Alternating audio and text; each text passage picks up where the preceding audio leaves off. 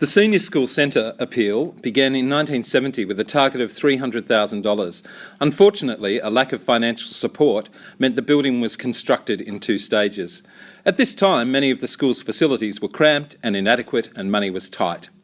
One of the original aims of the building was to give the senior boys and staff an area to hold meetings and debates, as Philip Roth was a great believer in students having a voice in decision-making, a radical concept for that time.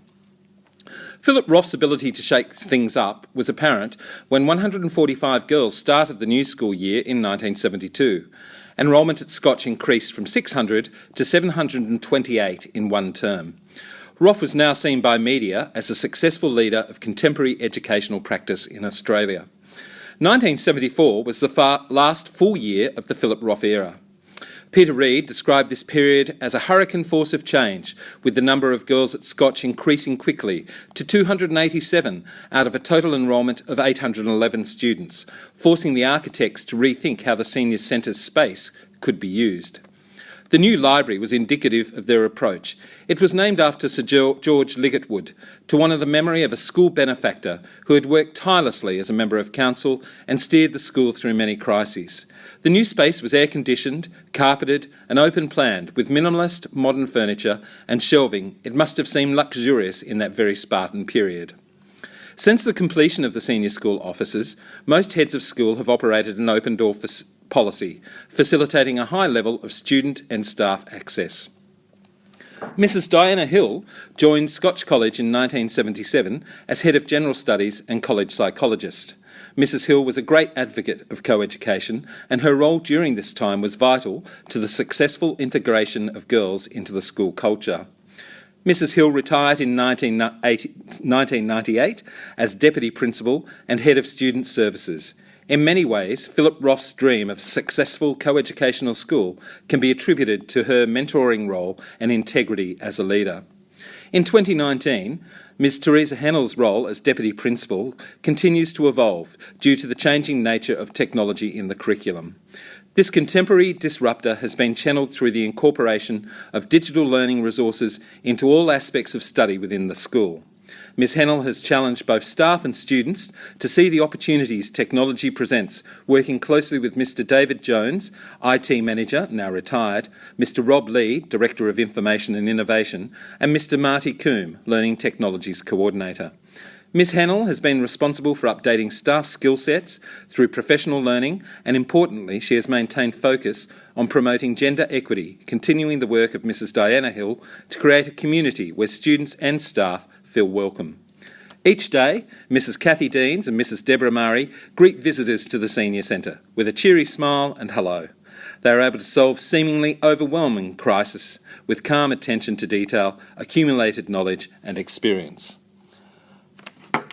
My name is Dale Bennett, and I'm employed at Scotch College as Deputy Principal and Head of the Torrens Park campus. I commenced my teaching journey in 1988. I started in a small country town called Coonabarabran in northwest New South Wales. Surprisingly, as an English teacher, my biggest surprise in my teaching career was my first week at school, where I was actually appointed as an art teacher and the Aboriginal Studies teacher. Times changed, and I soon got to do the work that I was employed for. I then moved from the country to the big smoke, Sydney, where I worked for Marist College North Shore. It was a barren, hard environment with a lot of boys and not a lot of culture. I was the founding head of creative arts, and I was given a basement room with a piano. From there, I raised $35,000 in a walkathon and bought a concert band. And then we never looked back. I was proud to lead that department, and then I went on to be head of English also at that school. I then moved down to Melbourne to be with family and to raise our 2 children. I worked at Caulfield Grammar School for 2 years as head of Year 7 before going over to Kerry Baptist Grammar School as their head of English. At Kerry, I was extended in many roles. I was appointed as an e-learning coordinator. I was also appointed head of house. I was also appointed head of theatre arts, and then responsible for senior curriculum. It was a very challenging job, but a role I relished. After 8 years there, I moved over to New Zealand to Wanganui Collegiate School, New Zealand's oldest boarding school. There, I learnt from a live-in boarding experience 7 days a week how wonderful community could be. It was an amazing experience, and it's the knowledge from there and my previous schools that I've brought to Scotch. Currently, I'm, as I said, Deputy Principal and Head of Torrens Park Campus, and I've come to learn that, very simply, there is no teaching without relationships. Relationships are all. When I look to the future of what's going to happen at Scotch, I'm sure it will be a very vibrant and rich one. This school is amazing. What I do know, importantly, is that we won't let go of what is most valued by us, our relationships and our community. So as we see all the innovation coming at us, the machine learning, the different wearable technologies, the ways in which we will be disrupted in our workplaces by this wealth of technology that will just simply blow our minds, I do know that the one thing that Scotch will do is actually focus on the person. I'm really interested in humanics, and that is the value add that we bring to technologies as humans. What is the value add that we will bring to this machine learning? What is the value add that we will bring to problem solving and exploration into new ideas and creative philosophies?